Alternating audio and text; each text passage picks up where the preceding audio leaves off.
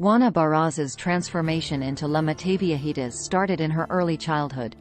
Born to Justa Sampirio and Trinidad Barraza on December 27, 1957, Juana had a troubled childhood.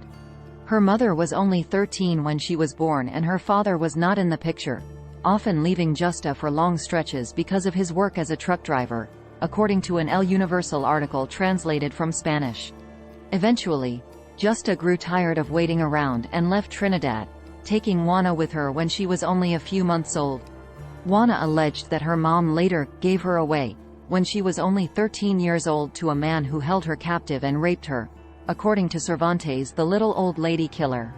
And while Juana hoped her mother would save her, Justa never returned and Juana spent 5 more years with her captor, giving birth to her first son with the man.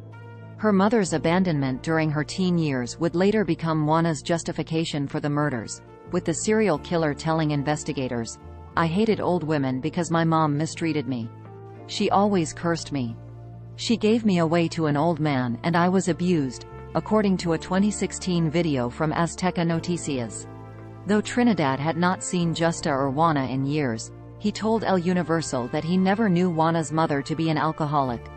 "While she was in my power, no, she didn't drink, she wasn't vicious," he said. Juana's eldest son later died, reportedly beaten to death with a baseball bat by muggers, according to The Guardian. She had 3 other children, whom she raised as a single mother. "She is proud of being both a father and mother to her children," her lawyer once said, per The Guardian. Later in life, Juana became a luchadora, donning a pink mask and jumping in the ring as La Dama del Silencio, which translates to the Lady of Silence. When asked about her name by police in later interviews, she reportedly told them she chose it, "because I am quiet and keep to myself," according to The Guardian. She was considered a ruda wrestler, meaning she wasn't professionally trained. Coincidentally, while police were searching for La Mataviejitas, Juana participated in an interview with TV Azteca.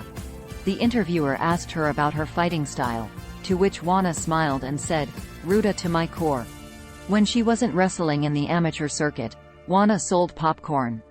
Authorities believe La Mataviejitas' first victim was Maria de la Luz González Anaya, 64, who was found beaten and strangled in her Coyoacán, Mexico City, home on November 25, 2002. She killed her second known victim, 84-year-old Guillermina Leon, 4 months later. After those first kills, police said that she went on to murder as many as 46 women, according to. Authorities believe La Mataviejitas' first victim was Maria de la Luz González Anaya, 64, who was found beaten and strangled in her Coyoacán, Mexico City, home on November 25, 2002. She killed her second known victim, 84-year-old Guillermina Leon, 4 months later. After those first kills, police said that she went on to murder as many as 46 women, according to La Vanguardia. Juana later admitted to police that she had dressed as a nurse or social worker and befriended her victims before gaining entrance to their homes. She strangled them with her stockings, phone cables or other items, The Guardian reported. She mostly left behind valuables, though the news outlet reported that she would sometimes take images of saints, crucifixes, and Bibles. As Juana's victim count increased, police interviewed witnesses who saw the killer with the victims in the hours before their deaths. They described the killer as being a man with short blonde hair. Cervantes wrote in The Little Old Lady Killer that the sketches said more about Mexican beliefs and prejudices than it did the suspect. The use of sketches in the Mataviejitas case is problematic because of the way they perpetuated the masculinization of criminality, especially with regard to serial killing, Cervantes wrote. As a result of this widely held belief that men are more likely to murder, the police erred in their search, the BBC reported. So they went in October of 2005 and arrested many transvestite sex workers and after none of them matched their fingerprints, they concluded, "Okay, it's not a transvestite, but we're sure it's a transgender person," Cervantes told Inside Edition in 2019. The investigators were no closer to catching the killer. Police finally got the break they needed on January 25, 2006, when Juana was leaving the home of Ana Maria de los Reyes Alfaro, 84, who she had stabbed and strangled. The Guardian reported that Alfara's tenants saw Barraza leave the home moments before he found the body and chased her. Neighbors, and a police officer stopped the then 48-year-old as she tried to escape. According to The Guardian, Juana had a list of names and addresses of elderly women, a stethoscope and a fake social worker ID in her possession at the time of her arrest. When the press asked her about her crimes, she said, according to The Guardian, "I know it's a crime. I did it and I will pay for it.